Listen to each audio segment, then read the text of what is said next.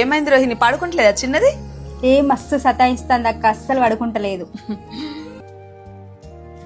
ఏంటి రిషి, మీరు స్కూల్కి పోయి వచ్చిండ్రు, హోంవర్క్ చేసుకుందామన్నది ఉన్నదా? అబ్బా ఒక 5 minutes ఆగు మమ్మీ. ఎటు పోతున్నాం మమ్మీ? మార్కెట్కి వెళ్ళొస్తా, అల్లరి చేయకుండా ఉండండి. చూడు రోహిణి. సరే అక్క. ఏంటి వది నా సంచి పట్టుకొని బయలుదేరినా పెట్టిపోతాను. ఏం లేదు రూపేష్, కూరగాయలు లేవు, మార్కెట్కి వెళ్ళి తీసుకొస్తా.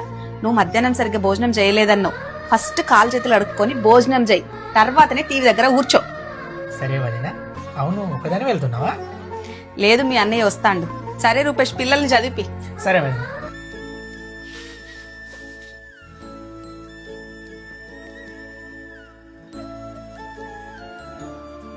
అరే స్కూల్కి పోయే చిల్లు సెల్ పట్టుకొని కూర్చున్నారు. హోంవర్క్ చేసేది ఉందా లేదా? ఏమైందిరా ఎంతసేపు? అయ్యో, పచ్చిమిరపకాయలు ఉన్నాయో లేవో, ఒక్క నిమిషం బావా. తొందర్రా.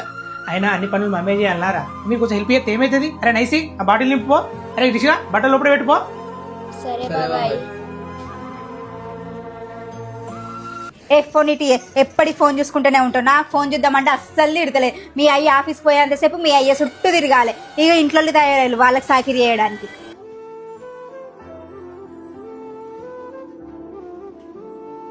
అరే నైసిగా టీవీలో మంచి సినిమా పెట్టరా చూద్దాం. బాబాయ్ మమ్మీ నీకేం చెప్పింది? అన్నం తిన్నామన్నది. అన్నం తిన్నాకనే టీవీ చూసుడు. నేను పోయి అన్నం పెట్టుకొస్తా, నువ్వు కూర్చోపో. ఆగ్రా నైసిగా, అందరిని ఎంత మంచిగా అర్థం చేసుకుంటారు. నా బంగారు తల్లిగా. పద.